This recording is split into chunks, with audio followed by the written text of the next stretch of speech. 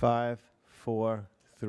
you when it's your turn to pick the straw. I'll just walk over there.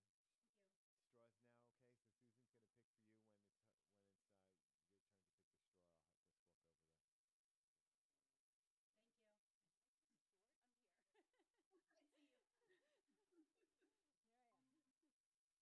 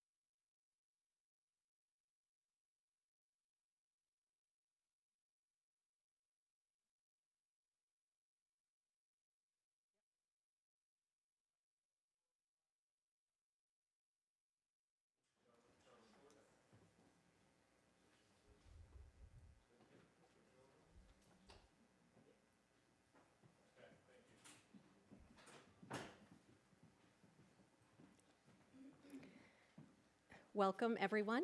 Thank you for being here. On behalf of the Pelham Council of PTAs, I would like to welcome you to the 2022 Board of Education Candidates Forum.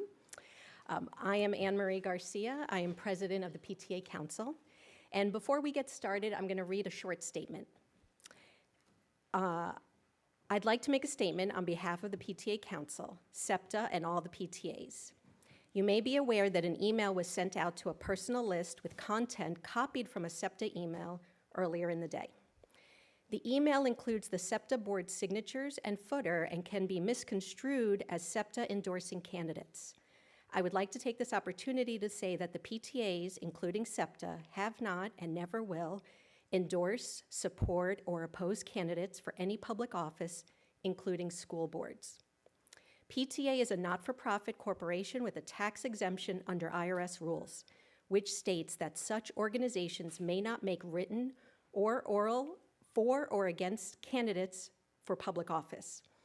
PTA is nonpartisan, which means PTA cannot support or oppose candidates, including those running for school boards. Any group activity in support of a specific candidate on the part of a unit, council, district, or state PTA is a violation of this nonpartisan policy and of PTA bylaws. Thank you. So moving on to why we're here this evening, I would like to introduce Suzanne Snyder, who is our PTA Council Treasurer, and she'll be our timekeeper this evening. And now, please let me introduce John Hessel from the League of Women Voters New Rochelle, who will be moderating the forum for us. John, thank you. Okay, good evening, everyone. So this is a candidate forum featuring the candidates for the Pelham Board of Education. We picked the order of the candidates randomly, and we have all their questions. There are 6 candidates running for 3 seats. We have 5 here, and we have 1 up there on the big screen. Each candidate will have 1.5 minutes to make an opening statement, and then we'll follow that with questions for all the candidates, and then a 30-second closing statement at the end. And we're going to reverse the order of the opening statements for that. Candidates are going to be asked the questions prepared by the PTA Council and from community members. Each candidate will have the opportunity to answer every question. The order of questions will alternate between the candidates. Candidates will have 2 minutes to respond to each question. Each candidate will have an opportunity to share 1 30-second clarification for something that they previously said, and what we'll do is we'll answer the question for every candidate, and then if a candidate would like to use their clarification, they'll raise their hand and say, can I have a clarification? You get 1, okay? The timekeeper will notify you when there's 30 seconds and 15 seconds, and then I think we have a beep when the time is up, so that'll be good, okay? Okay, just 30 seconds. Okay. They gathered 48 questions from 28 different community members, and they were submitted on a Google form and vetted by the PTA Council Executive Boards. They edited those questions. We're not going to answer 48 questions, right? I think that we'd have a riot. And we're going to do about 9 questions. Questions have been edited for content clarity or combined with others centered on a similar topic or concerns. Questions, of course, are not of a personal nature, and neither should your answers. Due to the amount of candidates and the length of this forum, we're not going to be able to ask every single question. Okay? Silence all your cell phones, everyone. Usually that includes me.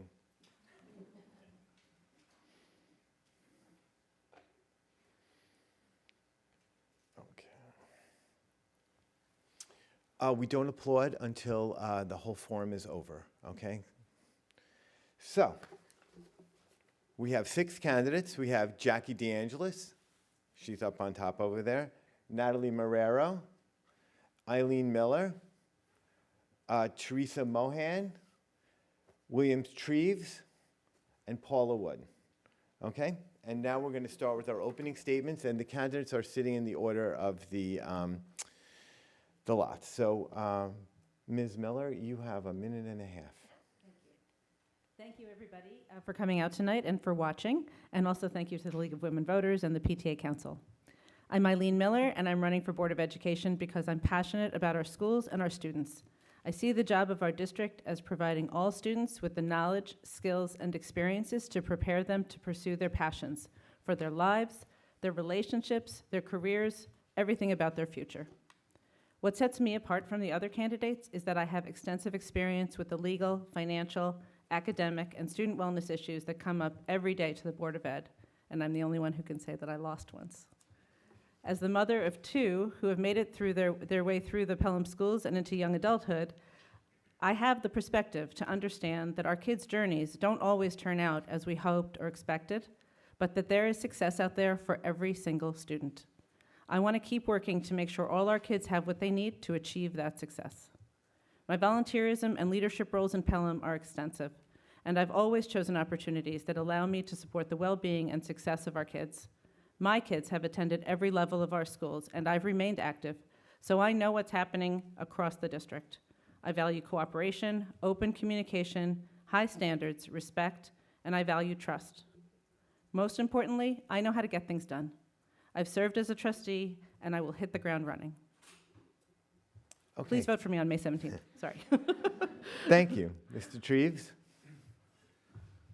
Good evening, and thank you to the PTA Council and the League of Women Voters for hosting. My name is Will Treves. I'm originally from the United Kingdom, but I became a citizen of the United States in 2019. I've lived with my family in Pelham for 8 years. We have 3 children, and the spacing between them means that the year after next, I'll have 1 child in the high school, 1 in the middle school, and 1 at Colonial Elementary, so I think it's safe to say that I'm heavily invested in the Pelham school system. In terms of what I do for a living, for the last decade, I've worked in general management for both large and small internet companies. And this is valuable experience for a Board of Education trustee because it means I'm used to solving problems with complex information, and I'm used to listening to diverse opinions from all corners of an organization to agree upon what our goals should be, then working collaboratively to achieve them. I was mostly educated in the United Kingdom, where I graduated with a degree in English literature, but I also have an MBA, which I earned here in the United States. When I'm asked why I'm running for the school board, the answer is that I'm proud of Pelham, I'm proud of our community, and I'm proud of our schools, but I think there is room for improvement. In particular, I believe in academic excellence, and I bring this up now because what these 2 words mean is not, I have learned, agreed upon by all. In my opinion, these words don't have to be in opposition to the equally important concepts of diversity and inclusion, and I look forward to describing what I mean further in this session. So please vote for me on May 17th. Okay, thank you, Mr. Treves. Ms. Mohan? Hello, everyone. Thank you to the PTA Council, League of Women Voters, and to everybody who's here and watching on TV, and also to my fellow candidates, because it takes bravery to put yourself forward like this, so thank you. My name is Theresa Mohan. I moved to Pelham in the year 2000, and I moved here, I think, for a lot of the same reasons we all did, for the community and also for the schools. I have 4 children, 2 of whom who have been out of our schools, who are out of college now, and 2 of whom who are in 9th grade. I've been a very active participant in our community. I started out my community service as the co-president of the Hutch PTA, and I went on to become a trustee 2 times in the village of Pelham. I've coached all the sports my children have played in, starting with softball, basketball, soccer. I've served on the board of the Travel Soccer Commission, and I was the coordinator of the OLPH St. Catherine's basketball. Professionally, I'm an attorney. I'm a lead attorney, and I've been the head of HR. I believe that my community service and my experience with the schools make me a uniquely qualified candidate, and I'd like to bring those skills and my experiences to bear, because I do think that we're in a position where we can bring innovation to the programs that we have in the schools and expand on ones that have been tremendously successful. Thank you. Okay, thank you, thank you. Mrs. Marrero? Hi, thank you to the PTAC and the League of Women's Voters for hosting this event. My name is Natalie Marrero. I'm an immigrant from the Dominican Republic. My parents came to America in the pursuit of better education for their children. I grew up in the Bronx, and I'm a product of New York City public schools. I'm a working mom of 3 and a human resources professional with over 20 years working in the financial services industry. I have 7 years in Pelham, and I love Pelham schools and Pelham as a community. Let me just tell you how much I love Pelham schools. The last 7 years, I've dedicated my free time to the Prospect Hill PTA, including becoming president of the PTA, mentoring 3 presidents that came after me. I've been selected to site-based council twice. I've also loved the Pelham community as a whole. I volunteer at the Pelham Children's Center. I've run a junior league, many committees there. This year, I'm the co-president of the Pelham Junior League, and I'm very proud of the work we do there and how we help the community. I'm also a Girl Scout troop leader and a religion teacher at my church. It is because I love Pelham schools and the Pelham community that I would love to propose some EBIs. What are EBIs? Even better ifs. Even better if we have high academic success for all children, not for some, but for all. Parent engagement, if we listen to every single parent in this community and we had a strategic plan that was looking forward to really thinking strategically about our money that we spend and about how we engage every single child in this community. Thank you. Okay, thank you very much. Ms. Wood? My name is Paula Wood, and I'm running for Board of Ed because I'm passionate about public education and its key role in a civil and vibrant democracy. I've lived in Pelham for 13 years, and I have 2 teen sons. Before moving here, I worked as an enrichment teacher across New York City and in communications at Bank Street College, which is a graduate school of education. By collaborating with and listening to many viewpoints over the years on boards and committees, I've developed the governance experience necessary for effective and cooperative leadership. I am encouraged by the direction our schools are moving in, toward more holistic and student-centered learning and teaching. Our 3 strategic goals, cultural competence, authentic learning, and whole child, are driving this shift. COVID disruptions have stalled some of that progress, but have also shown just how important they are, particularly whole child and its emphasis on social emotional learning and mental health and well-being. Authentic learning empowers students with deep interest and understanding, not just high test scores. The IB Middle Years program and science research reflect Pelham's deep commitment to authentic learning. I believe we can bring versions of this educational excellence to every classroom. Last year, the New York State Education Department issued a call to action on cultural competence. Many students and parents, including me, have asked for years for a DEI policy. I will work hard to see our DEI policy implemented with fidelity and urgency. Thank you. Ms. DeAngelis? Okay. Hi, everyone. I'm Jackie DeAngelis, and I'm in my last days of having COVID. I'm running for Board of Ed to help oversee our already exceptional school district. When I helped parents join together to get the kids back in school and served on the reopening task force, we did that for their social and emotional well-being as much as for their academic success.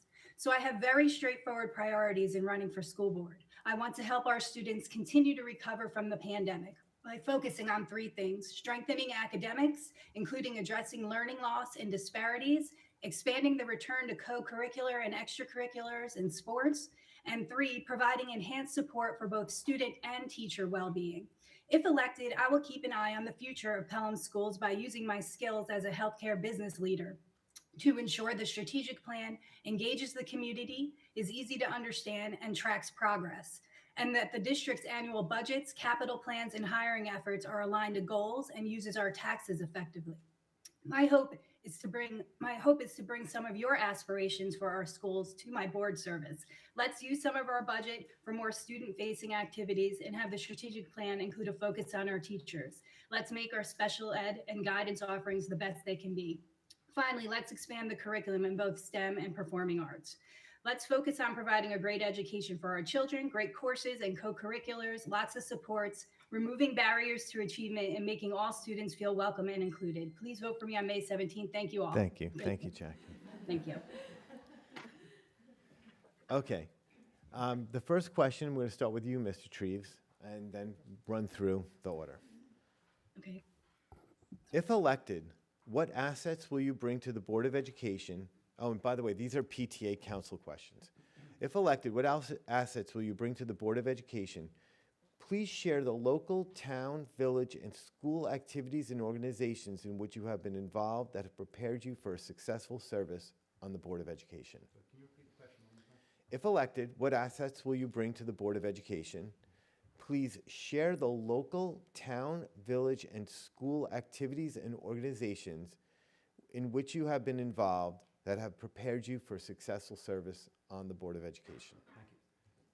All right. So, as I mentioned in my introduction, I have a decade of experience in running internet companies that give me useful expertise for this role in a number of ways. First, the businesses I run generate a lot of information and data that needs to be analyzed, communicated, and then acted upon. And while a school district isn't a corporation, it does, or at least it should, generate data that needs to be collected, communicated, and then used for effective decision making. And I think that one area of improvement for the district is that it does need to distill and communicate performance data more freely to parents and other stakeholders, and this is something I have a lot of experience in.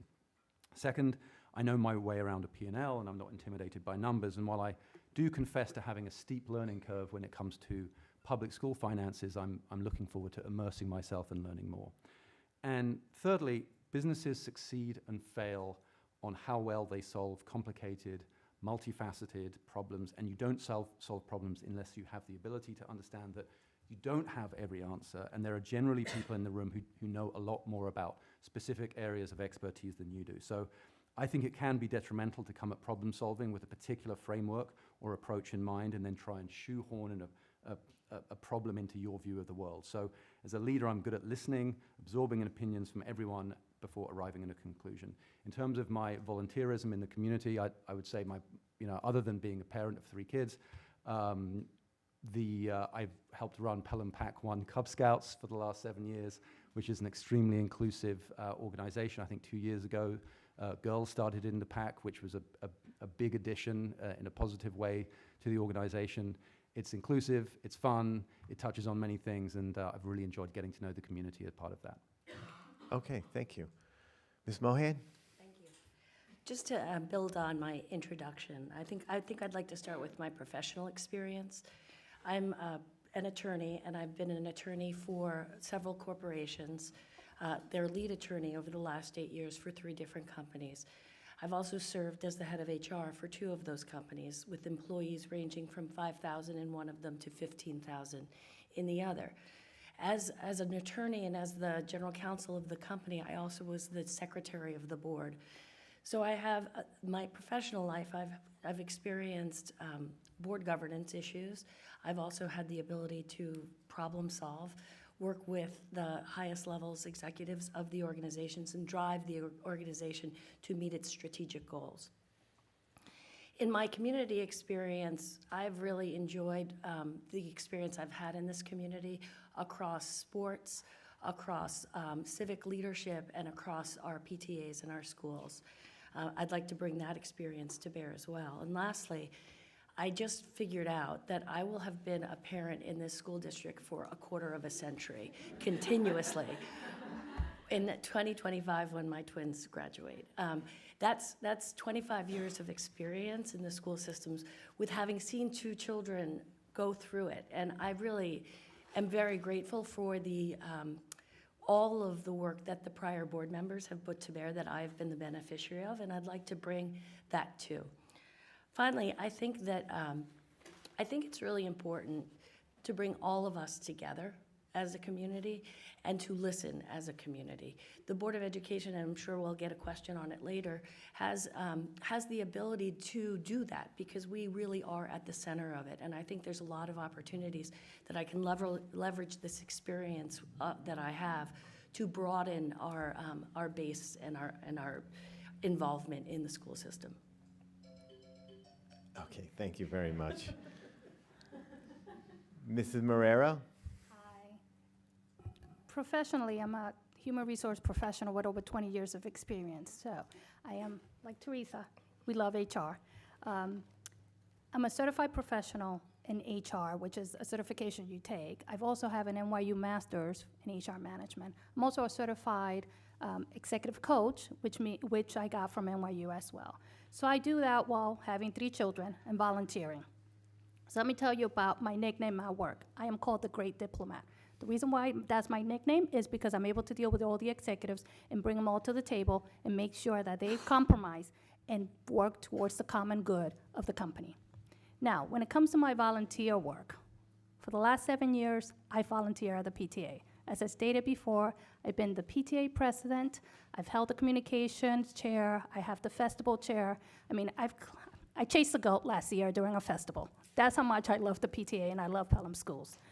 It's, such a great community that we have here in Pelham. And I volunteer from the Pelham Children's Center, and then I volunteered at the Junior League. And being a co-president of the Junior League this year gives me great pleasure because we do raise a lot of money in order to invest back in this community. I've also been a Girl Scout leader and a religion teacher, which is eye-opening to say the least, because I have to teach my kids religion and they don't necessarily listen to mom. So having done all this, the great thing I bring to the table is I know how to compromise. I know how to bring people together. I know who always think about the even better ifs. Even better if we listen to each other's opinions and really come to a compromise. We're all here for the common good of our children, and we should all listen to each other's opinion. Okay, thank you. Ms. Wood? Hi, I've spent many years volunteering in this community. I started out at Hutchinson, joining the PTA and eventually taking a leadership role there, which led me to coordinate the largest enrichment program in our district for 3 years. So if you're not familiar with Hutchinson and the enrichment program, I think all the schools in the district do this, but ours is particularly thriving and diverse, where we run classes during lunchtime in inclement weather. And I made an effort to expand that program, make it affordable for as many parents and students as possible, and to bring scholarships and lots of different opportunities for all kids. It was and still is one of the most popular aspects to Hutchinson, and I'm very proud of that work. In addition to that, I've served on the Community Engagement and Advocacy Committee for the district, the Makerspace Committee, and the Authentic Learning Committee. I've actually been on community engagement and advocacy twice. That was my first venture into district level committees, and I'm on it again currently. And through the community, I've served on 4 different boards, and currently I'm on the board of the Pelham Music Festival and the Pelham Arts Center, 2 incredibly popular cultural organizations that focus a lot on education and children. I've learned so much about this community through all these projects, and I really enjoy all the relationships and connections I've built over the years. I think I have a really strong network of different people and experts and contributors to this community that I'll bring to bear as a Board of Ed trustee. Okay, thank you. Ms. DeAngelis? Hi. Hello. So I'll start off. I have a daughter who's in 8th grade, and she's been through Pelham School since kindergarten. So I've gone through the whole entire school system with her, and she heads to the high school next year. In terms of serving the community, I was her Girl Scout troop leader at Siwanoy from kindergarten through 5th grade. I most recently served on the district's reopening task force and now the COVID committee to get the kids back to school to full-time in-person learning. And prior to that, I mobilized hundreds of parents to go to the district and ask for that to happen. In terms of my professional experience, I'm a business leader of a healthcare marketing agency, and I have skills in building consensus, leading teams, developing budgets, strategic plans, employee developments, workplace culture, and DEI as well. Also working in healthcare, I'm very familiar with health equity concepts and cultural competence, which are themes that apply to our strategic plan as well. Okay, thank you very much. Thank you. Ms. Miller? So obviously the biggest asset that I bring to the Board of Education is my experience. I have vast experience with the financial, the legal, the academic, and the student wellness issues that come up every day. I'm a thoughtful leader. I've been a community leader since we moved here 10 years ago, and I'm able to take in a situation and adjust for changing elements and move forward. Within the schools, I've volunteered extensively. I've been a class parent for every class that my kids have ever been in. At Colonial, I've led the book fair. I was on middle school site-based council, and in the high school, I this year took on a role of communicating with the senior class parents, between the senior class parents and the district. In the community, I've been a trustee on the Pelham Education Foundation. I was the co-president of the Library Friends for many years. And professionally, I come from a background that thrives on collaborative work and communication. I was in hospitality, where I was a manager at the front desk of the Mirage Hotel. And then after working at the Mirage for a number of years, I went back to school and have ultimately joined some consumer products companies in marketing and communications. For the last 4 years here in Pelham, I have worked for the Pelham Together. Sorry. I think that the most important part of this, of being on the board, is, as somebody else said, listening, but also being upfront and honest about what your concerns are, what your issues are, and allowing for that communication to happen in public, so that we can all collaborate and get to the best answer. Okay, thank you very much. Okay, here's the PTA Council question number 2. And we're going to start with you, Ms. Mohan. What do you believe is a school board member's role and responsibility? How does that role differ from the role of superintendent or administration? That's a very good question. And I think that I'd like to start answering it by talking about our strategic plan. The strategic plan was a plan that was put together by members of the community. Over 3,000 members of the community participated in it. That strategic plan sets out the mission of the schools, and it also sets out 3 categories of focus, and that Paula went through them before: authentic learning, whole child, and cultural competency. The role of the superintendent is to implement that strategic plan that has been put in place by the board and also by the community. We set the goals of our school system through that strategic plan. The board's responsibility is obviously holding the school system and the administrators accountable to that plan, and making sure that we're collaborating, continuing to collaborate as a community. There's committees that are formed as off of the board. Those committees have populated with members of the board as well as members of the community and administration. And I think the board's responsibility is to make sure that those committees, especially the board members in those committees, are working on all of the issues, bringing them forward, and then addressing them as a board member with the board. Okay, thank you. Mrs. Marrero. Hello. So the superintendent is the expert. We hire them as a community, as a board. They get hired for their expertise, their professional expertise. We entrust them enough to be able to make the decisions. We as a board hold them accountable and make sure that they are implemented the plan that the community has set forth. Now, let me tell you about the strategic plan. I participated in the thoughts exchange that went around when the strategic plan was made. And I love the fact that we came out with a strategic plan that met the needs of the community. I do hope, though, that the strategic plan will be more plain language. People like me who have English as a second language would love to see a strategic plan that had more plain language and talked about academics and talked about the whole child and cultural competency in plain language for people, again, who are speaking English as a second language. But again, the superintendent is the expert. We hire them for their expertise. We as a board are here to hold them accountable and to make sure that the needs of the community are being met. Okay, thank you. Ms. Woods. Wood, no S. Wood. Sorry.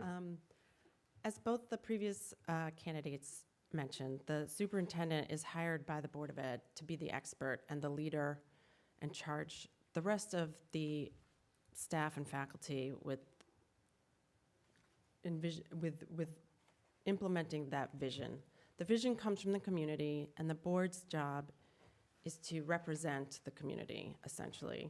Our job is to listen to all the stakeholders, the residents, parents, and especially the students, and make sure that that vision represents everyone at the table. So not only are we holding the board accountable for the educational quality that impacts our students, we're also holding them accountable for the money that, our money that they're spending each year. And finally, the Board of Ed's job is to make sure that, you know, everyone's doing their job according to the law and with the goal of every student's success and achievement. Okay, thank you. Ms. DeAngelis? Hello. So, as everyone has said, the Board of Education and the district, the superintendent, and the administration, they play very different roles, right? The Board of Ed is elected, and so in some way must represent the community in its decision making. The Board of Ed should set expectations for the school district. They also develop and uphold policies for the district. And the superintendent and the administration, they operate the school system. No doubt about that. And if the Board of Ed disagrees with a district's recommendation, that's communicated, and the district can either adjust its approach. I mean, this happened recently with the budget when the Board of Ed asked the district to go back and lower the tax levy further. But the Board of Ed can't, for example, unilaterally change curriculum or something like that. That needs to go through the committee process. Just talking a little bit about board oversight, not only am I married to a PhD, but as a business leader, I have people who have much expertise, have PhDs, PharmDs, even MDs reporting to me. So I understand that even, I've never done the work that they do day to day myself. And my role as a board member would be removing obstacles to their success and to help set expectations on the direction of the district. And with regards to the strategic plan, I'm hoping that my focus will be on making sure there's even more robust community engagement on the next strategic plan. Okay, thank you very much. Ms. Miller? Thank you. So the official difference between the Board of Ed and the superintendent is that the Board of Ed determines what the district is going to strive to do, and the district decides how they're going to do it. That's the official word. But what the reality is that if you're lucky enough to have a cooperative relationship between the Board of Ed and the superintendent, you're always talking. You're always being educated from the district on matters of school leadership and curriculum and all that, all of those details. And you're able to talk about that. You're able to hold the district accountable, most importantly, for including the community, making sure that there is outreach when that's needed, feeding back to them when communication isn't what you know that they meant, basically, because you have that insight. So I think that those are the most important things that the board does, in addition to their responsibilities, which are to put forth a budget that will hopefully be approved by the voters and to manage the finances in a responsible way. But I feel like the proof is just on the margins of what the reality is that happens, and what we can hope for is that the board works collaboratively, is open, talks about issues as they come up, and is able to reflect the values of the community at large. Not an individual, nobody's individual child, no board member's individual child, but the entire community as much as possible. Okay, thank you. Mr. Treves? Thanks. And just before I answer, if you see me trembling, I'm sitting underneath an air conditioning duct. I'm okay. It's just very, very cold. Thank you. So to use a sort of turn of phrase I thought that was quite helpful, that the role of a Board of Education is not to run the schools, but to see that the schools are well run. And the operations of the district, the day-to-day, should be left to the people who are paid to do it. They have the training, they have the expertise, which you mentioned. However, I think the board should not be afraid to question those who have made a career in education when the direction of the district policies affecting the student body don't necessarily reflect the concerns of the community, and by the community I mean citizens, taxpayers, and parents. And that is why someone like me, or perhaps anyone else on the board who is not a trained educator, can have a role on the Board of Education, because our primary credentials is that we believe in public education, we are members of the Pelham community, and ideally, we bring diverse voices to the board in order to hold the administration accountable to what we as parents expect from the district. So we should listen to the experts, including most importantly the superintendent, of course, but never at the expense of parents. And as that relates to the strategic plan, I think that the board's role in working with the administration to create a new strategic plan is just to absolutely make it explicitly clear that all voices in the community, whether they're progressive, whether they're conservative, whether they're in the middle, doesn't matter, are being welcomed to the conversation in the formation of a new strategic plan. Thank you. Okay, thank you very much. This is the third council question. We're going to start with you, Ms. Marrero. What do you feel are Pelham's deepest challenges in the next several years, and what will be your approach to addressing them? So, some of the deepest challenges we face today are learning loss due to the pandemic and the fact that we didn't return back to school as soon as we possibly could. Another challenge I see is the mental health of our students. And the third challenge is making sure that our strategic plan delivers. So let me speak with the first challenge, learning loss. Just last week, there was an article in the New York Times talking about learning loss and how that affected most students of color and students with low economic means. I would like to ensure that our strategic plan addresses those needs. I would like to make sure that any budget that we may have that is in excess is used towards addressing those needs of our children who are most affected by the pandemic and the learning loss. Learning loss is real. It's happening. It happened, and we have to address it. We have to make sure every child gets every tool in our toolbox in order to make sure that they have an excellent education that we could provide right here in Pelham. 2, making sure that the mental health of our children are addressed. I am very happy to make sure that the budget included different positions that had clinicians and had psychologists in the budget. So I'm very proud of that. We want to make sure that we keep all those positions as long as we can to address the mental health of our children. Because again, happy children learn better. And third, the strategic plan.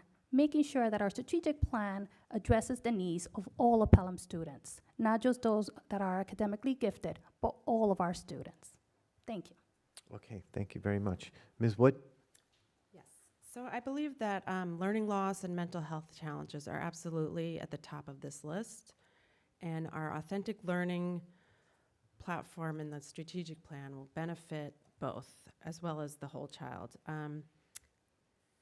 But the other issue that we're facing is that more than 50% of our teachers are going to be eligible to retire in the next few years. And that's something we need to plan for in our newest strategic plan. And I believe that the administrative reorganization, along with a recommitment to our authentic learning in the strategic plan, will really guide us through these troubling issues. So, for example, when I looked at the strategic plan a few days ago, I was so excited to see in the authentic learning section things like the Pelham Inquiry Cycle, Performance-Based Assessment Consortium, which is a way of assessing students not with tests, but with the actual work that they're doing in the classroom. And there was also discussion about a 12th grade senior internship program and extension of IB personal project. I believe that if we double down on this type of learning, we will attract the best, the most creative, the most critical thinking and idealistic teachers. And with that comes a reconnection to students, a re-engagement with their work and who they are and what they care deeply about. So I believe that we're working on a lot of this with our whole child, and if we go back and re-engage with our authentic learning goals, we can really do this and be the best. Okay, thank you. Ms. DeAngelis? Okay, in terms of challenges, I think, like the other candidates have said, identifying and correcting learning loss from the pandemic is number one, and continuing to elevate and identify issues and use our budget heavily to focus on correcting it. I also agree that this should be incorporated into our strategic plan moving forward. A second challenge is dealing with the mental health crisis among our youth, and agree with what Paula just said, that we offer a lot already in our curriculum, and we are hiring up our counseling staff in this next budget cycle. But perhaps we should keep an eye on looking to do even more. Perhaps there's some outside partnership with a company like Ginger, which offers online support. And then the third one is definitely potentially the upcoming teacher retirements and basically hiring a new workforce. So focusing on talent acquisition will be one important step, but also focusing on workplace culture, professional development, and making sure Pelham is where teachers want to come work. And getting that word out will be key. So my suggestion is that we do consider adding a pillar to the strategic plan that's focused on our teachers. Okay, thank you. Thank you. Ms. Miller. Thank you. So I agree with everything that's been said about the importance of making up for learning loss, addressing mental health concerns, and definitely the hiring crisis that we are potentially headed towards. I do believe that there are a lot of super smart people in the district who are working on these issues, particularly around hiring, and I would call them shorter term problems and not necessarily longer term problems. I think that one of our biggest longer term problem is the fundamental mistrust of organizations. And most clearly, you know, you spend a few minutes on social media and you see that people are calling out the school district and the Board of Ed and all other organizations in town for having, you know, just the wrong motivations, not treating neighbors like neighbors, not assuming that people are starting from a place of good in their hearts. And I think that that is something that, unless we focus on specifically, is going to continue to thwart the efforts, all the good efforts of the school district. I think a key point of this, to overcome this, is communication. I think we need to restart in understanding what it means to be transparent, how we communicate with the community, how we communicate with one another, and hold each other to a very high level of professionalism and commitment to doing the right thing for all of our students. Okay, thank you. Mr. Treves? Sure. I'll echo what others have said. I think the outcomes of COVID were wildly different for different individuals, for different families. Different families had wildly varying resources and experiences throughout the last 2 years. And so addressing those outcomes for those who've suffered both academically and emotionally from COVID, in the form of investing in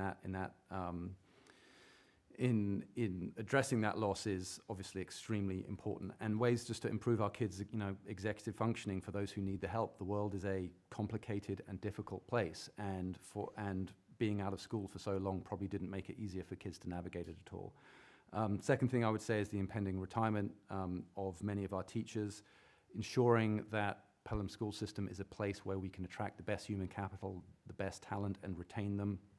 And then measurement. I think that the measurement of what we do needs to be consistent and needs to be communicated. Right now we have sort of disparate data that is scattered across the district, and I think not very effectively communicated to the parents and other stakeholders in the community. And you cannot manage what you cannot measure, and so I think being able to consolidate what we know about our performance, distill it and communicate it in a way that's helpful for us to make better decisions is another key challenge in the coming years.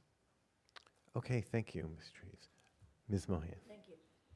I think the biggest challenge that we face as a school district is how to address the way the world has changed in the last 3 years. And how do we pivot as a school district, perhaps our programming, to address those changes. And I think that subsets of that include, how do we build resilience, the resilience that's needed to overcome the potentially learning loss over the last few years? How do we build resilience to address the mental health challenges that these students have faced over the last 3 years? How do we do that in a creative way? How do we create a school district that will attract top talent, so that when we're dealing with the 57% of teachers that are going to be retiring over the next 5 years, which I think is over 125 teachers, if I'm not mistaken, how do we make sure that the teachers that are coming into our school district are those that are creating these programs that address the learning loss, that address resilience in mental health? How do we do that? And lastly, and I think that Eileen brings up a very good point, How do we make sure that our community remains engaged and trusts the institutions that we all support? How do we create more opportunities for those dialogues to take place outside of, in a collaborative way, where people can be heard and people can come together and problem solve together? So I think that the challenges that we face really, and the challenges we'll always face, have to do with the changing nature of the world that we live in, and making sure we have the programs in place to make sure our students are ready for the next step and the 10 next steps after that. Okay, thank you. Okay, so that's all the PTA Council's questions, and now we're going to go to questions from the community. We're going to start with you, Ms. Wood. This is a long question. Academic excellence has been a topic of concern this election. What does academic excellence mean to you? What is the relationship between academic excellence, social emotional learning, and diversity, equity, and inclusion? And finally, how would you seek to change Pelham's academics if elected to the BOA? Would you like me to repeat that? Would everybody like me to repeat that question? Okay. Yes. What does academic excellence mean to you? What is the relationship between academic excellence, social emotional learning, and diversity, equity, and inclusion? And finally, how would you seek to change Pelham's academics if elected to the BOA? Well, I think I've touched on this quite a bit already in my remarks with respect to authentic learning and student-centered holistic teaching and learning. But I will also add to that emphasis that I think that we've fought as a community for a while now to incorporate cultural competence and DEI into our teaching and learning. So the call to action from the New York State Education Department last year, a year ago, was to leverage difference as an asset. And I think that this community is ready for that leverage. And I want to emphasize the four core competencies that the framework for DEI issued by New York State Ed highlights, which is, one, a welcoming and affirming environment. What we need more than ever right now after the last 2 years of isolation and anxiety is a welcoming and affirming environment. High expectations and rigorous instruction. I think we're already doing a really great job there, but we can always do better. Inclusive curriculum and assessment. We need to make sure that our curriculum, and this is not a Board of Ed position responsibility, but this is something that we can direct our new curriculum and instruction assistant superintendent to really dive deep into. Now that that will be their complete focus, we need to include everyone's perspectives when we teach. And finally, ongoing professional learning is another huge aspect of the DEI, as well as authentic learning. These two overlap in so many ways that I hope that we can remember to keep those front of mind when we develop a new strategic plan. Thank you. Okay, thank you very much. Ms. DeAngelis. Okay. So the definition of academic excellence that I'm using, and I think a lot of people in the community are using, is to provide a great education for our children. So that means offering great courses, co-curricular and extracurricular offerings, and sports, providing lots of supports, removing barriers to achievement, and making all students feel welcome and included. So in that way, I do think social and emotional learning, as well as DEI, is actually part of the definition of academic excellence. I think the second part of the question is talking about how would I like to see academics change. The key area I'd like to see academics now improve is to use some of our budget surplus for more student-facing activities that help address learning loss. So bringing back lunch and after-school enrichment, expanding tutoring, providing summer help to every student. Another is making our special education and counseling services sort of best in class by addressing feedback and improving upon it. So let's start to remedy some of the delays that people are feeling, difficulties in navigating meetings, or the lack of staff. We can also look to expand our curriculum, I think, in the areas of STEM and the performing arts. For example, let's bring that great science research program down to the middle school level. Let's bring back the science fairs at the elementary level.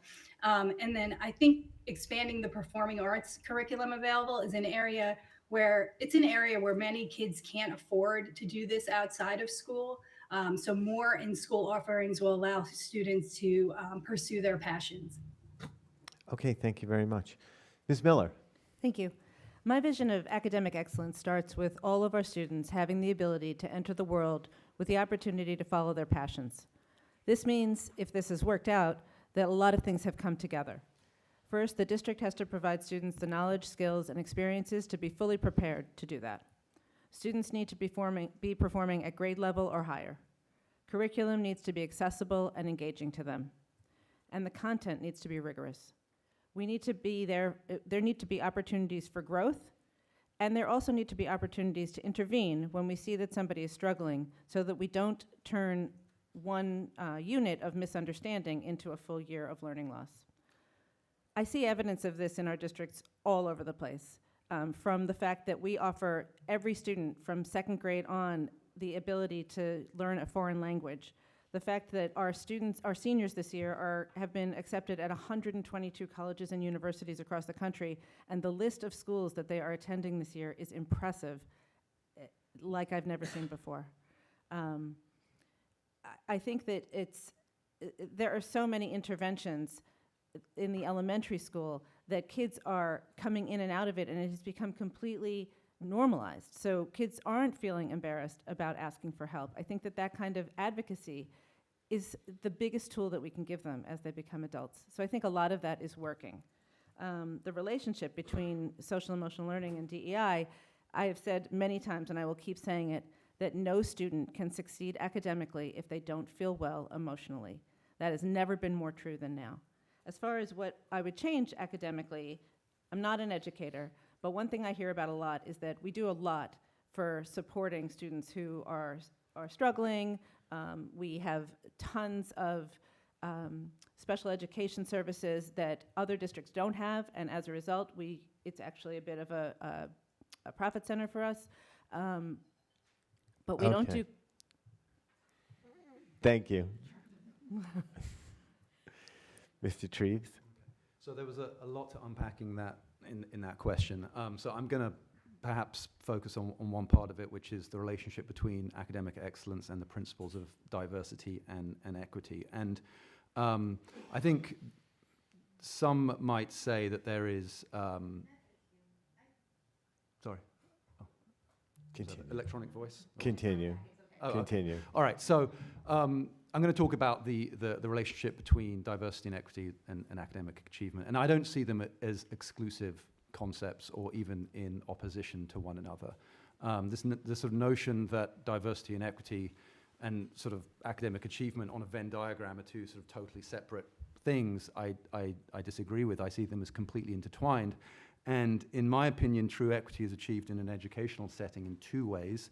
And the first is by giving all students the opportunity to reach their maximum potential, helping to offset the advantages that some kids have in many ways, whether it's because their parents can afford extra private tuition for them, or because during COVID maybe they had a parent at home to help with virtual learning when some families were unable to do that, or just because some kids happen to be better at school than others. The second thing I would say is that diversity in an educational setting comes from exposure to different viewpoints, different narratives, different cultures, different types of people, and I think that students should be encouraged not to conform. And academic excellence comes from absorbing different ways of looking at the world, from understanding diverse opinions, and that's why I don't believe that diversity and equity are separate concepts from academic achievement, and they don't need to be in opposition to one another. Okay, thank you. Ms. Mohan? So what's interesting when we talk about academic excellence is that the school defines the mission of our school community as empowering, develop empowered, adaptable, well-balanced individuals who are equipped to meaningfully contribute on a local, national, global society. In accomplishing this, there's no committee that the school has on academic excellence. There's 8 committees. All of them contribute to, I think, that definition of academic excellence. And they all contribute it in a separate way. Our committee on cultural competence make sure that people feel welcome in our school. Our audit committee makes sure that we're using our money for the benefit of the students in the best way possible. Our facilities committee makes sure that we have a learning environment where kids can learn. I mean, I can go on, but I think that the point is academic excellence for us is accomplishing that goal of a global citizen, a person who has resilience, who feels comfortable where they are, and who can then contribute to the society that we want them to contribute to.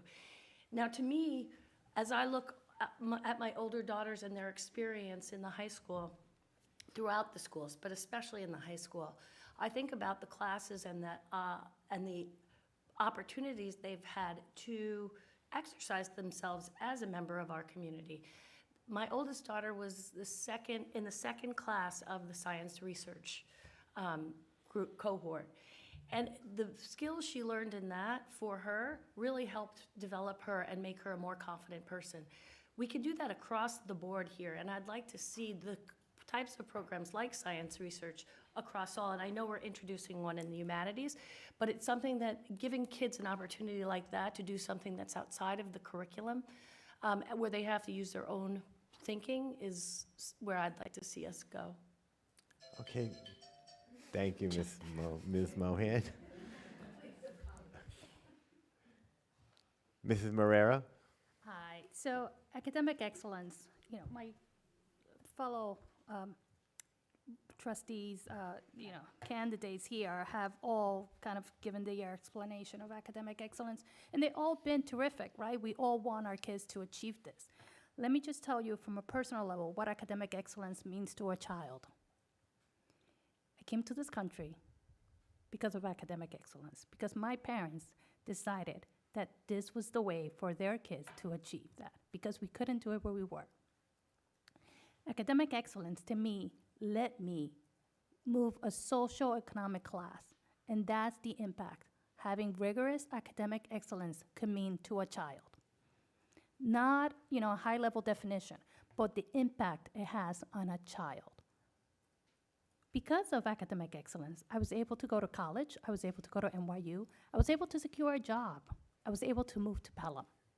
I'm able to provide my children with a phenomenal education, and I would love to continue that. I would love to continue saying that we as a school system strive for academic excellence. Now, when it comes to diversity, I'm a Latina from the Bronx. Can't say anymore. I believe wholeheartedly in diversity. I think that's what makes us great, having a lot of different opinions, backgrounds, viewpoints. That is the American dream. That is what I believe in. So I don't believe that academic excellence will have a detriment to diversity. I think it's just only emphasize that every diverse child in this school system could be allowed to achieve their academic excellence. Thank you. Okay, very good, thank you. Okay, here's our next community question, and this is going to start with you, Ms. DeAngelis. Please share your views as to whether the district and the Board of Education are sufficiently transparent with the community, and what, if any, are specific steps the district and the Board of Education should take to improve transparency and/or communications? Okay. One of the biggest reasons I'm actually running for Board of Ed trustee is to help improve the responsiveness of the board and help the district with its communications. So having to mobilize hundreds of parents to go to the board and try to get the kids back in school full time says something about the board's responsiveness at that time. I'm a business leader in a communications company, so there's always room to improve responsiveness and communications. In terms of the board meetings, which everybody talks about, how the public comment is not the public comments or public questions are not answered in public. I think probably there are ways to sort of adjust the meeting format so that, one, maybe we move the public comment up earlier in the meetings. Perhaps there are some questions we can answer right away. But I think for the most part, we need to start logging, have the district logging questions and have them accountable for assessing the frequency they're asked the same question, and being and how they answer it in a public way. Okay, thank you very much. Ms. Miller. Thank you. I've said before that I think we need to take a step back and redefine transparency, have an understanding of what the community expects and what the board is able to provide. I agree that public comment, as Jackie said, there is a disconnect between what the board does and what the community expects. And I have now been on both sides of that microphone, and I appreciate the brick wall of faces that you're talking to when you're at that microphone. And I think that there is more that we can do as a board to answer some questions that we can, to let people know that we will get back to them, not personally, by posting questions maybe online, on the website with answers within a week or some rational period of time. I think that we can maybe answer the questions at the next board meeting. The fact of the matter is that there are questions that come up that the board has never heard of before, and the community needs to give them a minute to get together and collaborate and talk, and that's what you want from a board. You want them to not react to questions. You want them to have thoughtful answers that they can stand by. In addition to public comment, I think that there have been some missteps in communicating around crises and problems. Big ones to small ones. We all know what's gone on this year, but also I think, changes in coaching, changes in sports teams. I think parents, when they don't have all the information as far in advance as they would hope to, they make up the difference in a story, and that is how rumors start, and then everybody is upset. So I just feel like some common sense approaches to this and just taking a step back, no blame to what's been done in the past, but let's just look forward and try to do a better job. Okay, thank you very much. Mr. Treves. Yeah, I think the district, there's some room for improvement when it comes to communication and transparency. Give you a few examples. Ms. Miller just spoke about what it's like to, wait your turn at a board meeting and make yourself heard and then receive nothing in response, or at least nothing publicly. I think there are ways to improve that, whether it's asking the public comment is submitted 48 hours before the meeting, or putting responses online. There are kind of logistical ways of I think, sort of reaching a workable solution. The second thing is, I think, a better indication of how our schools are performing. When you do a survey of the kind of information that is available, there's Ames Web, which is kind of indicative, but I think something of a blunt instrument. There are some scattered data points on the district website. So, for example, it says that the average elementary class size is 19.5 students. That sounds great, but I'm not sure if it is, because I have nothing really to compare it to over time or against other districts. Meanwhile, there are the curriculum, instruction, and personnel board reports section of the website hasn't been updated since 2018, and I don't say that as a gotcha, or I'm sure there's a very good reason for that. But the point is, there's sort of data that's slightly kind of disparate and all over the place and thinly distributed, and I think the district would be doing itself, would be doing all of us a service if it could consolidate that, so we all have a better indication of what's going on. And then the third thing is, I think the district would probably benefit from clear and fulsome advance notice for parents when controversial issues are going to be addressed in the schools. I think there was an incident where some fairly young sixth graders were surveyed on some controversial topics, and the notice that was going to happen was fairly generic, and I think it took some parents by surprise. They didn't appreciate it, and I think that lack of notice could be avoided in the future. Okay, thank you very much. Ms. Mohan. So I think that there's three aspects to the issue of transparency and communication when we talk about it with the school system and the school board. Because I'm a lawyer, of course, I went to the school policy to figure out what the policy was, and there is a policy on this. It's policy 1510. And the policy says, public expression at such meetings, and this is for the formal meetings, shall be encouraged, and a specific portion of the agenda shall be provided for the privilege of the floor. At its discretion, the board may invite visitors to its meetings to participate in the board's discussion on matters on the agenda. Now, that last sentence we're not doing that right now. We don't invite the public to discuss matters with the board on the agenda. So I think that that's one thing that we can look to do going forward with regard to the formal board meetings. The other thing about the formal board meetings is they're always here in the middle school, and they're not very welcoming. Why can't we have a board meeting occur after a PTA meeting in one of the schools so we can encourage more participation? Maybe we could have an informal discussion before that board meeting so we can get more information. And that leads me to informal meetings. What we've seen lately is Superintendent Champ and the president of the board, Justy Domenico, going around to the schools for informal hopes and dreams. Now that I went to a few of those, and I think Natalie did as well, and I found them so interesting because people could bring up things that they were interested in without it being controversial. They didn't have to come to a board meeting because they had an issue. There was a very wholesome discussion about what was on their mind and how we could improve. And I think doing those on a regular basis would be very helpful. And lastly, school communications. We live in a world now where we expect immediate communication, and I think we need to improve on that front as well. Thank you very much. Thank you. Mrs. Marrero. Hi. So, transparency and communication, I think we have a lot of EBIs, even better ifs, for the board. As a parent who's extremely engaged in the education of my children, I've come to the board meetings. I waited 3 hours once to speak, and what I got was a nod. I never received a response, and I'm sure I had better things to do with my 3 hours, which were at nighttime.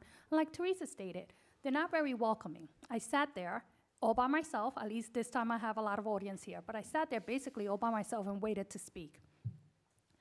I think the district could make an effort to make these meetings more engaging, to make these meetings happen at different times, and to also to engage parents. Parents want to be engaged. Parent engagement is key. Like Theresa, I attended some of the recent meet and greets that were happening, and I was very proud that these meet and greets were taking place. However, it's almost the end of the school year. They should have happened at the beginning. We have plenty of opportunities to have those throughout the school year. We've also could think about making superintendent coffees that are happening in the morning. They're not engaging those working parents. I have a very flexible job, but there are a lot of people who can't just step out of their offices at any time. Why can't we have them at nighttime? Superintendent teas, right? 7 o'clock at nighttime. You either do them by Zoom or you meet at Flower Bake or any other cafes in town and have a 1-hour conversation with the superintendent. I think transparency is key, as well as parent engagement, and I think in this instance, the board could do so much better. There's a lot of even better ifs right now, and I think the board may be interested in doing these things. Okay, thank you very much. Ms. Wood? As a member of the Community Engagement and Advocacy Committee, I'm taking diligent notes. I just want to say that having started my committee career at Pelham on the Community Engagement and Advocacy Committee, I've seen a big improvement in a decade, believe it or not. Back then, Madeline Smith was the board member that instituted the coffees, the Board of Ed coffees that have continued ever since then. And I think those are great, and I agree that they should be at different times. 9 o'clock in the morning is not convenient for most parents. I would love to see a communications audit. We've talked about this a little bit on the committee, that it is disjointed and a bit of a hide and seek to find some of the most relevant information as a parent. Even somebody who's deeply engaged, it's not easy. And I say point taken from everyone here.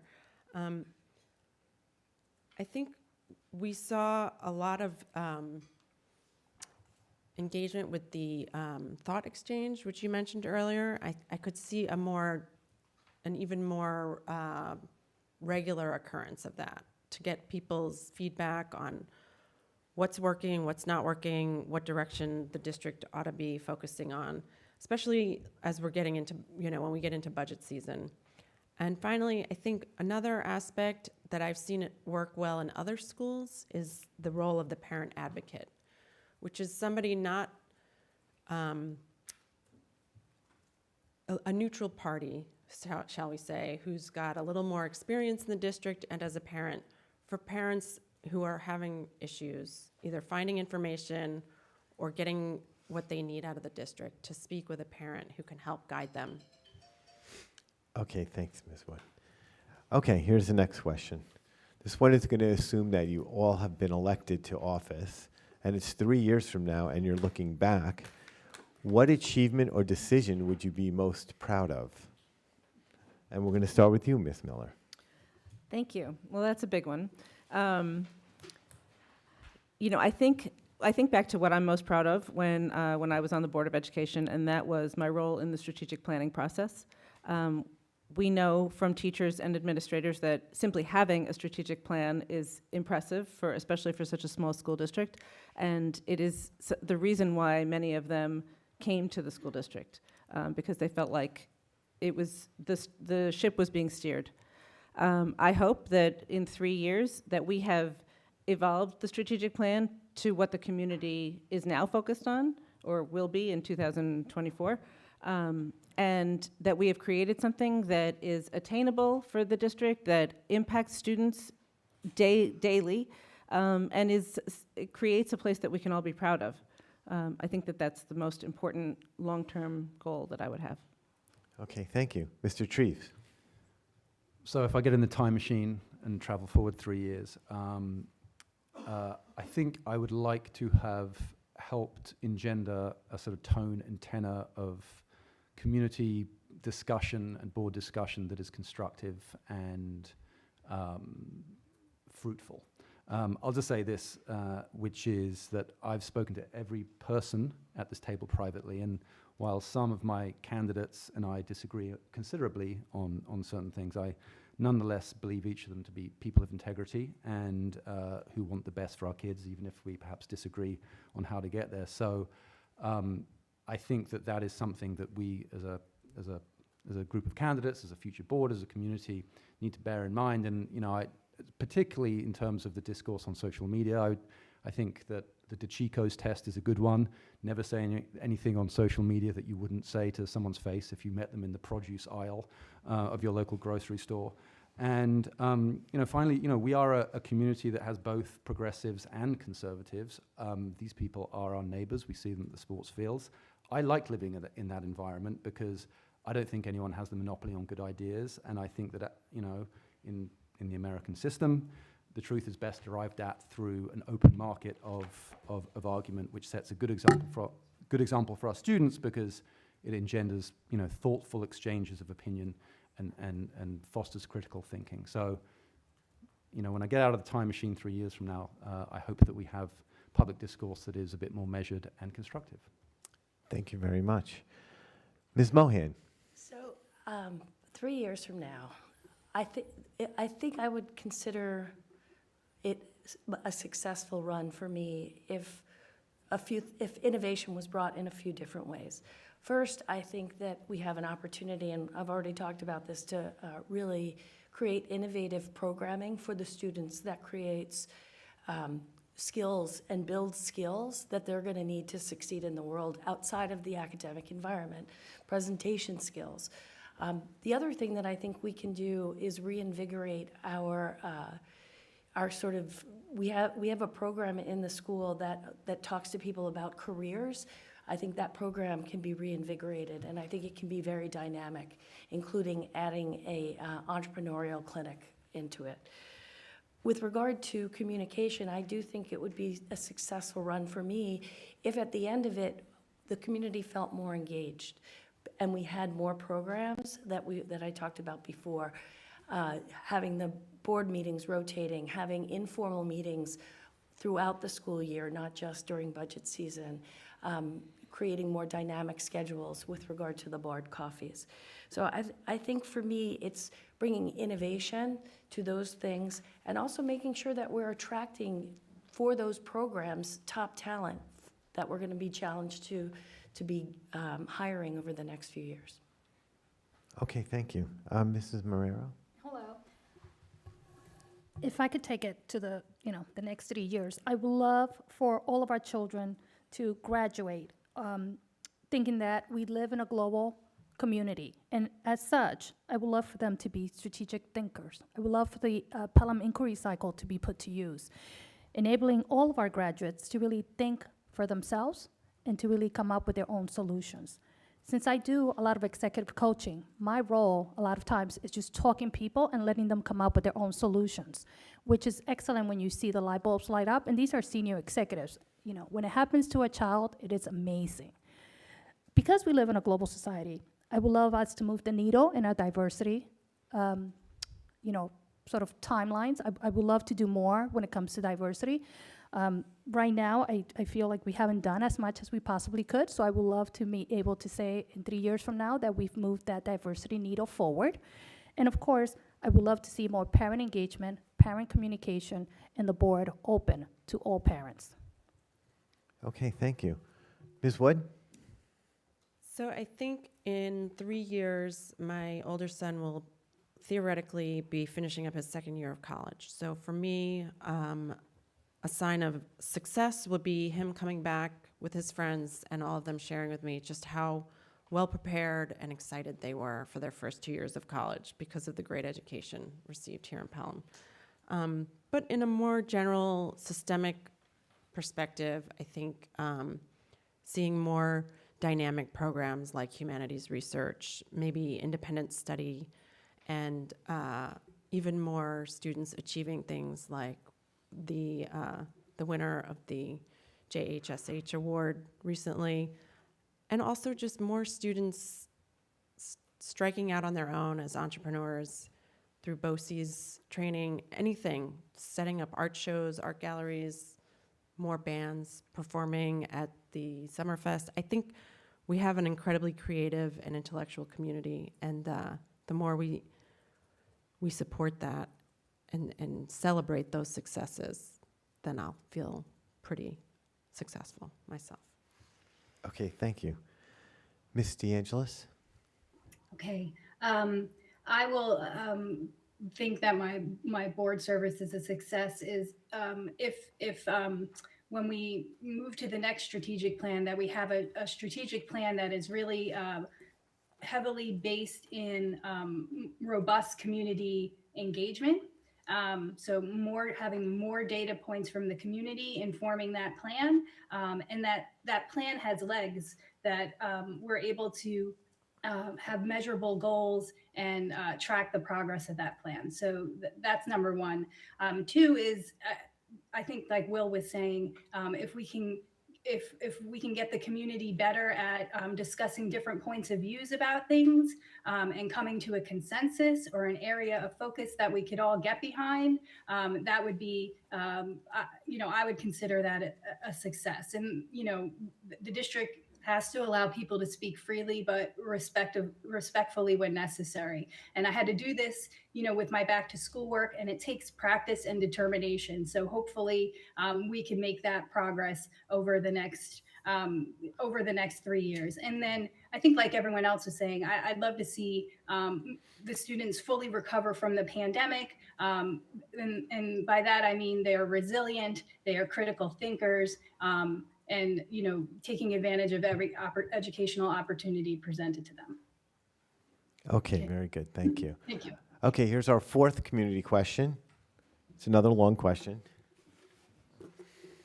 Serving on the BOE is meant to be a nonpartisan volunteer commitment in service to all students in Pelham. The level of heated discourse about candidates and the election has become extremely politically driven, especially on social media platforms. How will you, as a Board of Education member, ensure that the work you do is wholly centered on the students of Pelham and not in service to any political parties or viewpoints? And how will you work to unite the disparate opinions within the community of Pelham in service to our students? Could you just Mr. run that Treves. one more time? Thank you. Okay, here we go. Chapter 1. Serving on the Board of Education is meant to be a nonpartisan volunteer commitment in service to all students in Pelham. The level of heated discourse about candidates and the election has become extremely politically driven, especially on social media platforms. How will you, as a Board of Education member, ensure that the work you do is wholly centered on the students of Pelham and not in service to any political parties or viewpoints? And how will you work to unite the disparate opinions within the community of Pelham in service to our students? I mean, I touched on, I think, a lot of that earlier in my last response, so I won't repeat it all.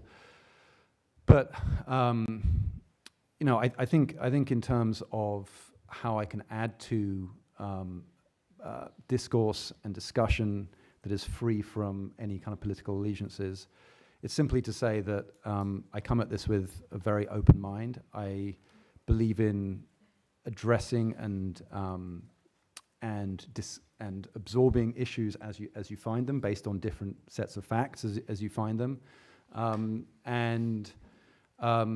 you know, just having the impartiality to engage in discussion that takes its cue from all different opinions and all different viewpoints within the community.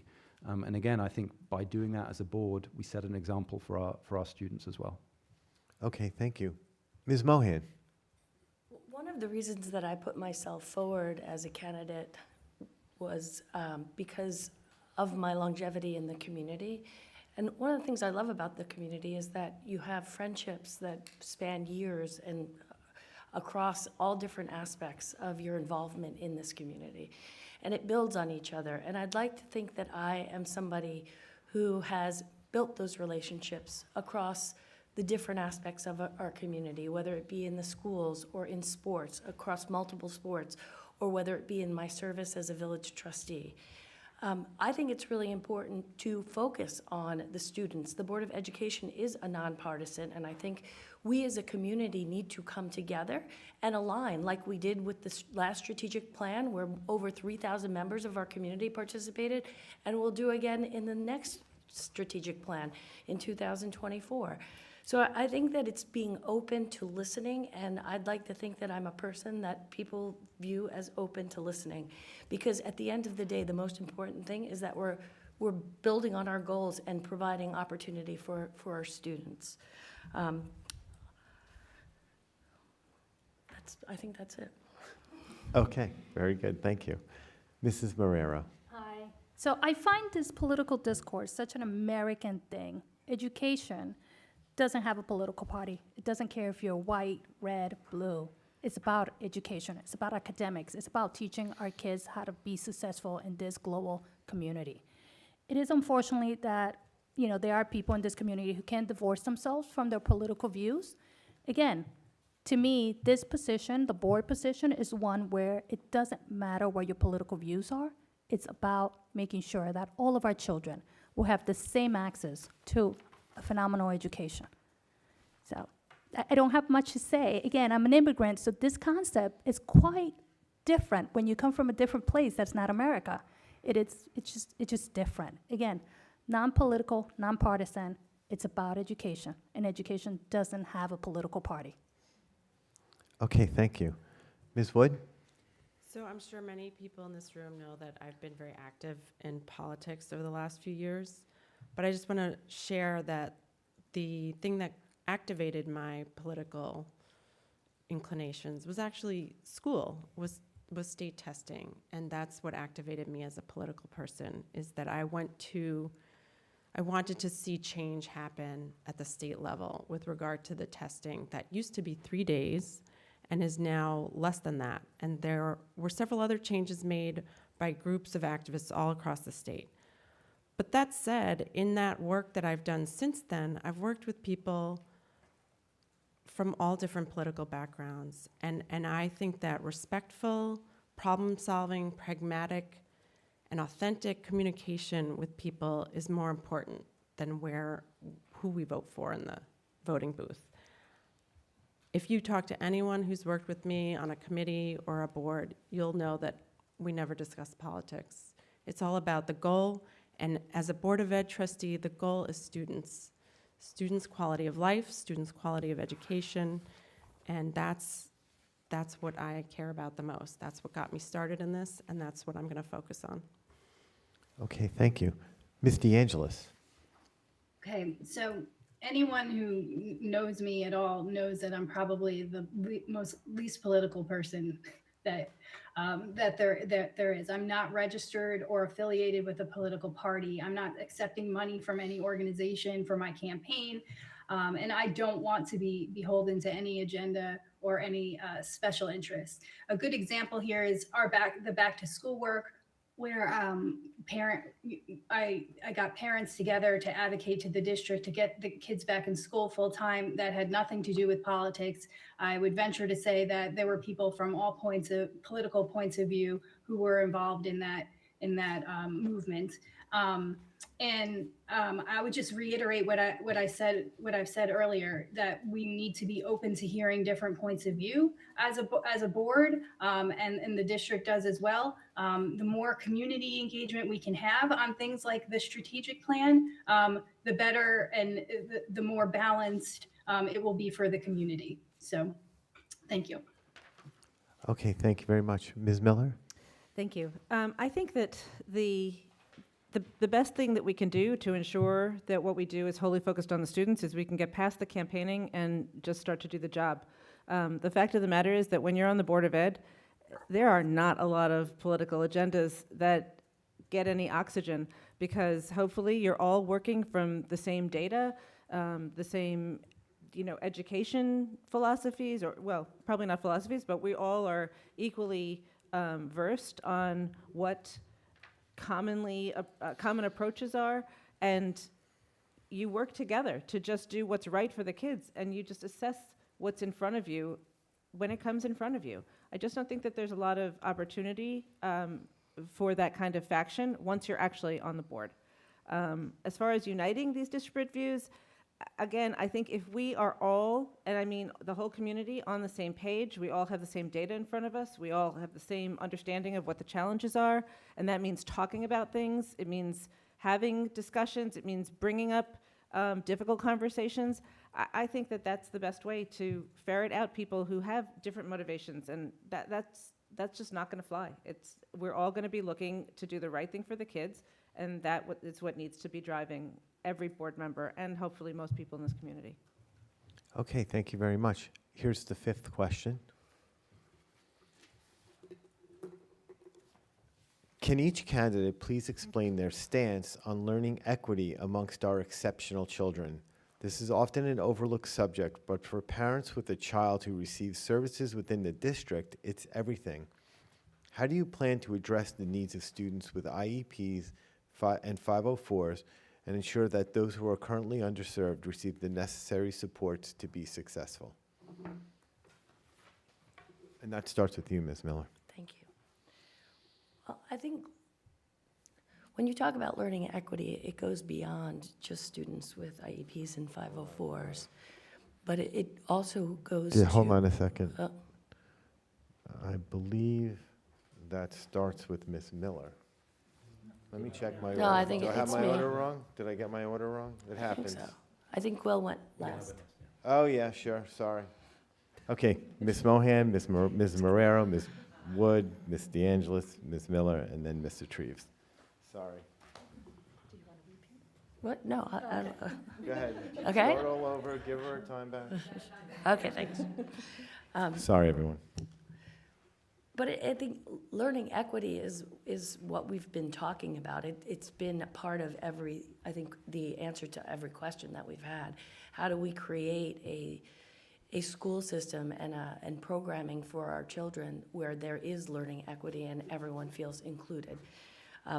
With regard to children with special needs, and I think we're in a situation right now, especially in the elementary schools, where even if don't have an IEP or a 504 because of the learning loss that we've experienced from COVID, the schools are addressing that through the multi-tiered system, MTSS it's called, and I think that is one way where we're moving students in and out of interventions in a very fluid way. I know that I don't have a lot of experience with either EIPs or 504s, but I do feel strongly that to the extent that the school system has a responsibility to create fairness across the student body. Okay, thank you very much. Mrs. Marrero?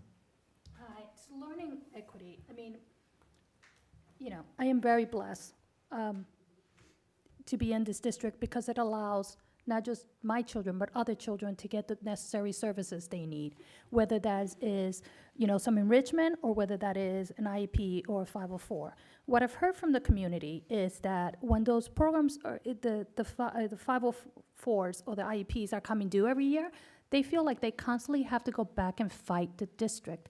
That shouldn't be so, right? That's an even better if. We should be rolling out the red carpets for parents to make sure that they receive the services needed. So I would like to see more of that in this district. I would hate to have anyone have to make the decision to leave this district because of that. That shouldn't happen in Pelham. We have the resources, and we certainly have the ability to keep as many students here. I love the fact that recently we have integrated classrooms at the elementary school levels, and that we're gonna now have them, or have had them now in the middle school levels. I would love to see more of that throughout the whole entire district.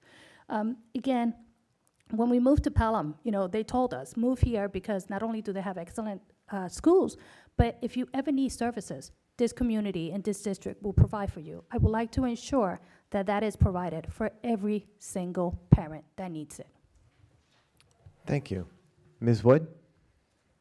So I have over 10 years in this district and many friendships and connections about this issue. And I think that there's a wide range of success with which we implement special ed.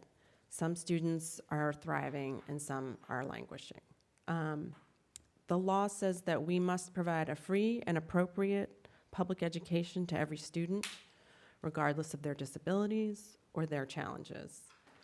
The issue, I think, for many of our families is in the culture. We don't necessarily have a great culture around special ed and communication.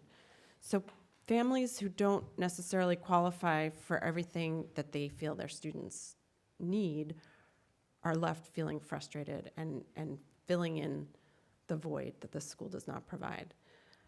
I would like to see, again, I mentioned this in another question, parent advocates, specifically around special ed, who can work with parents new to this process and guide them and support them. We don't have the communication structure that we need for these parents, and we really need to be more welcoming and more supportive. And there's also a lack of attention, I believe, in many classrooms, not all, but in many, to differentiation and to supporting the student who's not just delayed or struggling or has an IEP or a 504, but is also gifted in other ways.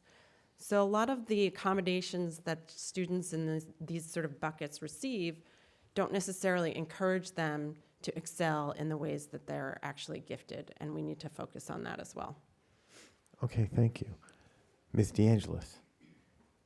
Hi.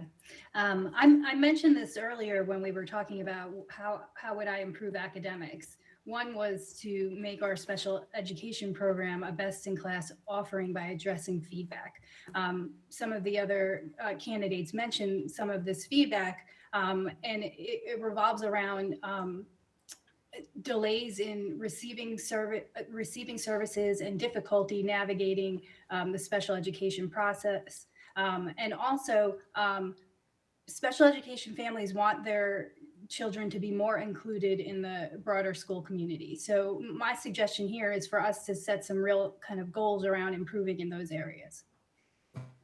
Okay, thank you very much. Ms. Miller? Could I ask you to read the question one more time? Sure.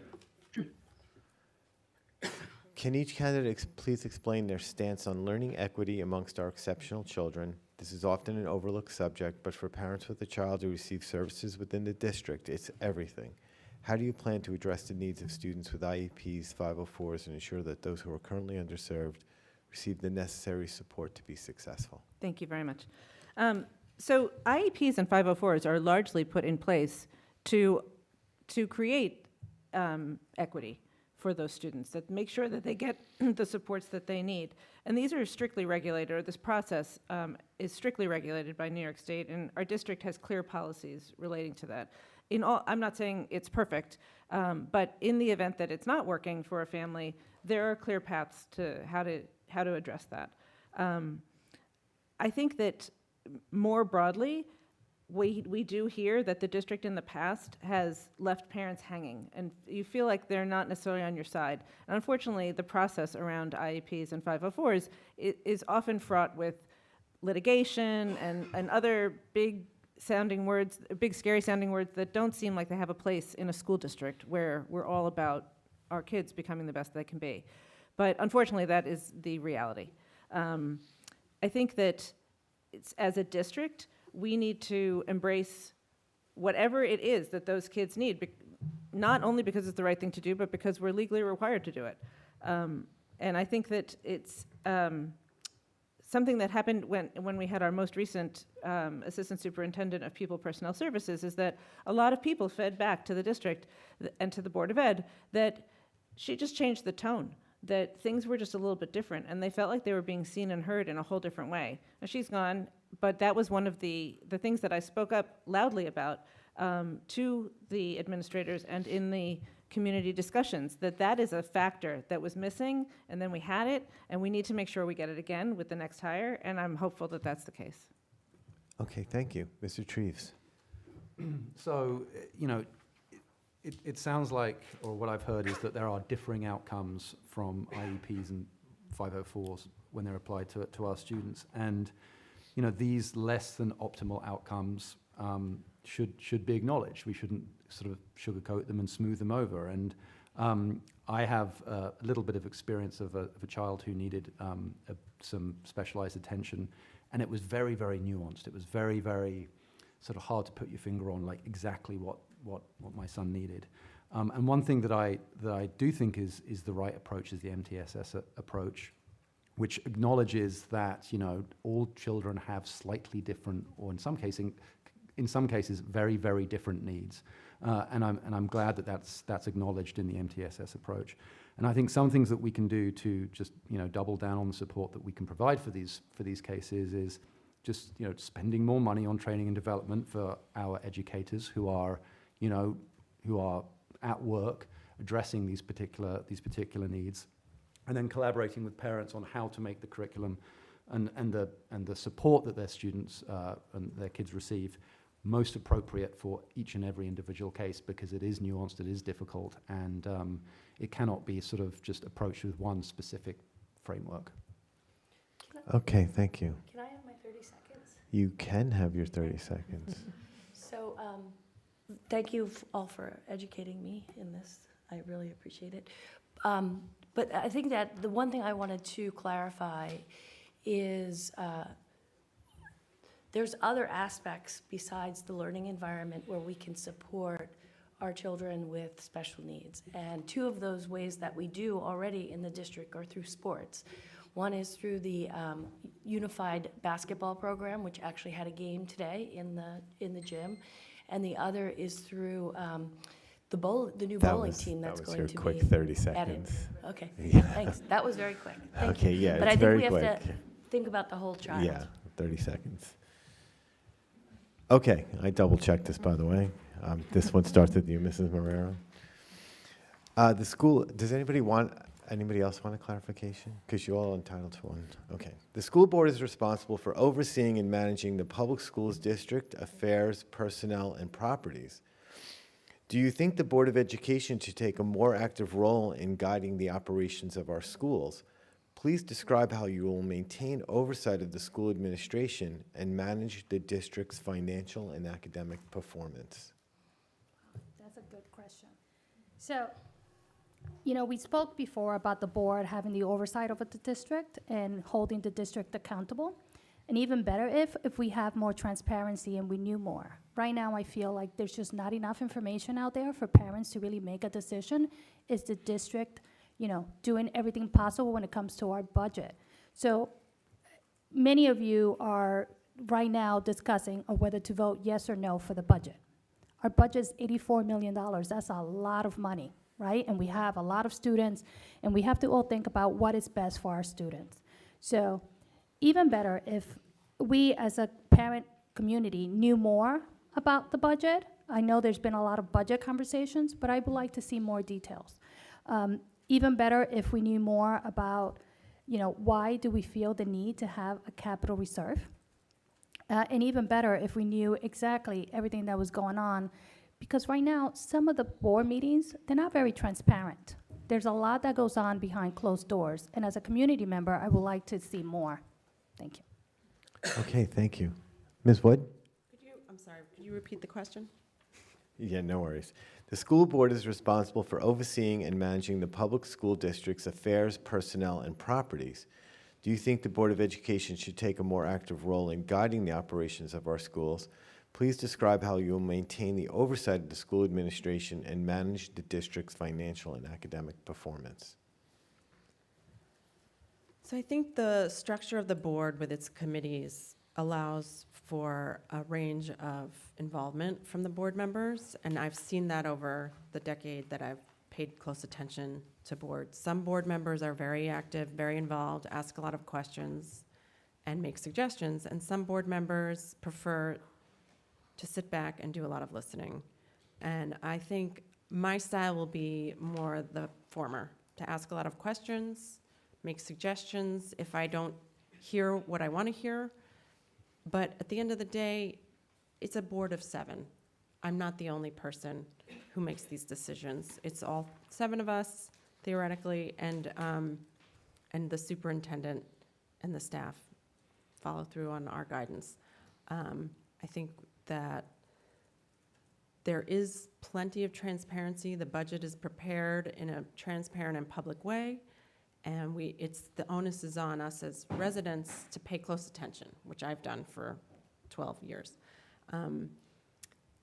As far as communications, yes, there's definitely room for improvement, and I have that as top of mind if I become elected, to ensure that communication is more seamless and more clear. And I do agree with Ms. Miller that trust is definitely something we are in short supply of as a community right now with regard to the district, and I hope to build that back and regain the trust of the community. Okay, thank you. Ms. DeAngelis. Can you read the question? Sure. The school board is responsible for overseeing and managing the public school district's affairs, personnel, and properties. Do you think the Board of Education should take a more active role in guiding the operations of our schools? Please describe how you will maintain the oversight of the school administration and manage the district's financial and academic performance. Right. So I think the school, I think the board can provide more oversight, right, to the district. And I think, as Paula was saying, the mechanisms are there to do that.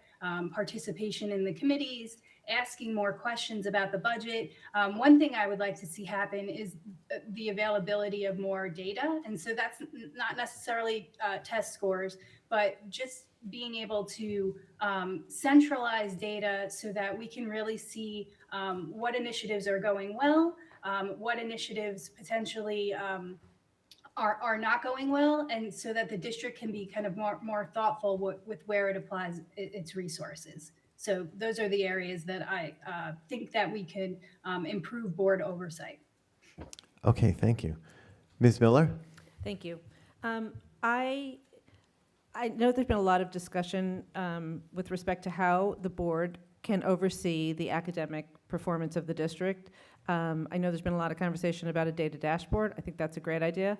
I think that there is a lot of data that exists already, but it's probably not something that the board has just an easy way to look at consistently over time, though they are constantly being told a lot of this stuff, but something more consistent would probably be a benefit to the board. And that is definitely a way to continue to monitor academic performance more clearly. As far as financial performance, we put out a budget, the community votes yes or no, and then it is ultimately up to the board to make sure that the goals at the end of the day are properly funded, and it's just never an only financial conversation. It's about programs and, are we paying enough to hire great teachers, and all different issues. So I feel like that's something that the more transparency and the more ability we all have to look at the same information and be on the same page is something that will continue to move that forward. As far as the capital reserve, this is just an example of a reserve that is very tightly overseen. It takes a community vote to start the fund. The board then can fund it at their pleasure, but then ultimately to use the money, it requires a community vote again. So it is very tightly overseen. That's an option. Thank you. Mr. Treves. So I think there are a couple of parts to this question. There's the part about like, what does it mean to have an active role as a board member in the district? And again, I think this, on the one hand, you want to be fully engaged and well informed and part of the vigorous discussion and part of the kind of healthy tension between the board and the administration on running the school district. But on the other side of the coin, you don't want to micromanage. You want to leave the day-to-day operations of the school district down to the people who are paid to do it and who are experts in that.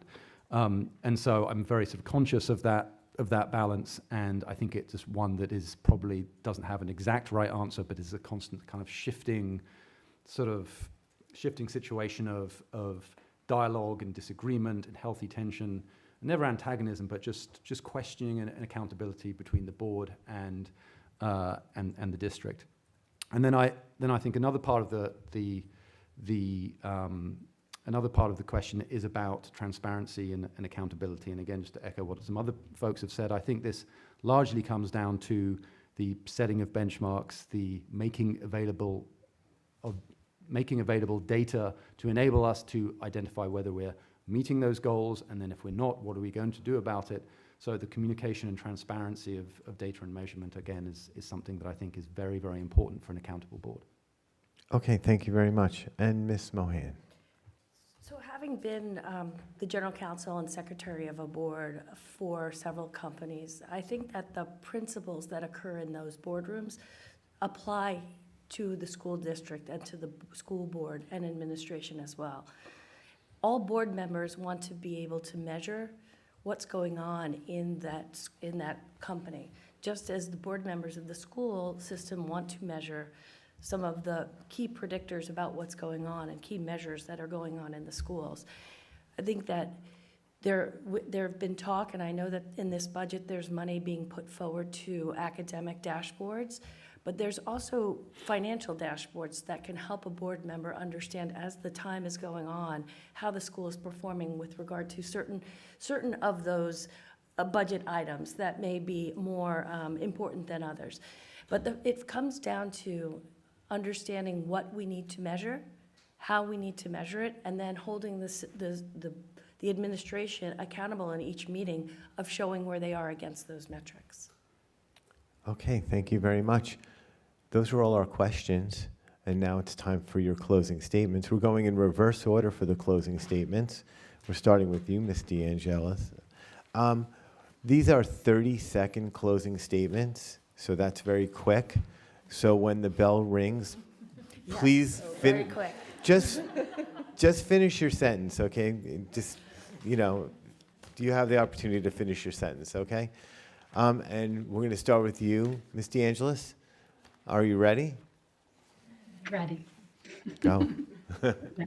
Okay, thank you for this evening. Thank you to the PTA Council and the League of Women's Voters. Thank you so much. Please vote for me, Jackie DeAngelis, on May 17th, 2022. As a Board of Education trustee, I will keep an eye on the future of Pelham schools and look to keep the community's aspirations for our district and for our students in the forefront. Thank you. Thank you very much. Ms. Wood. Ms. Wood. Thank you to all my fellow candidates. It's very brave of all of us to do this, and thank you all for staying to the bitter end. Just want you to remember that I have the commitment and the experience to do this, and I know how to collaborate and cooperate, and I look forward to your vote on May 17th. Thank you. Thank you. Mrs. Marrero. Hello, please vote for me, Natalie Marrero, because I will ensure every child in this district has the opportunity to achieve academic excellence and achieve to the highest academic potential. I would like to see more parent engagement, and I will push for that at every meeting we will possibly have. And strategic planning. I will have a strategic plan that puts a focus on academics while also bringing in the whole child and making sure we have cultural competence and diversity included in that. Thank you very much. Ms. Mohan? Thank you. Thank you, everybody, and thanks the audience, PTA Council, League of Women Voters. I'd like to ask for your vote on May 17th. I'd really love the opportunity to bring the experiences, my community experience, my professional experience, and my experience as a parent of four, two of whom have been through the school system, to use for the community. I think that it's important to bring innovation across the curriculum and across the communications with the school system. Thank you. Thank you very much. Mr. Trees? Okay, thank you everyone for staying and listening. I'm proud of Pelham, I'm proud of our community, and I'm proud of our education system. And if elected, my priorities will be to focus on academic excellence in a way that is consistent with equity and inclusion, to more effectively measure and communicate our progress as a district to all parents in the community, and to collaborate with my fellow board members and the administration in a way that is open, accountable, and represents all voices in the community. So please vote for me on May 17th. Thank you. Ms. Miller? Thank you again to all of you and to my fellow candidates. This evening's always a great opportunity to understand the differences among the candidates, and I hope you were able to see that I'm the most prepared to hit the ground running on day one. My commitment to our schools and our kids has been a decade in the making, which I thought was a lot until I heard about Theresa's 25 years. My commitment to our schools and our kids have been, having knocked on over 300 doors in the last 2 weeks, I've heard a lot of feedback about what our kids need and how the board can better represent our community.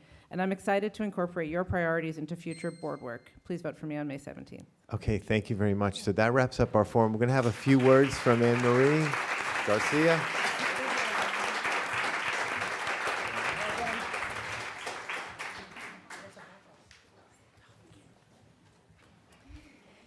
Thank you, everyone, for coming. And for those of you watching at home, we appreciate you sticking around to the bitter end. And good luck. Best wishes to all the candidates. As a reminder to everyone, the school budget vote and the Board of Education member election will be held on Tuesday, May 17th. Polls will be open from 7 a.m. to 9 p.m. in the middle school gym. Also remind your kids, your kids will remind you, there's a kids vote, and they'll get you to come and vote and get all your friends to come. And that all happen at the same time. So this concludes the 2022 Board of Education Candidate Forum, and have a good night. Thank you.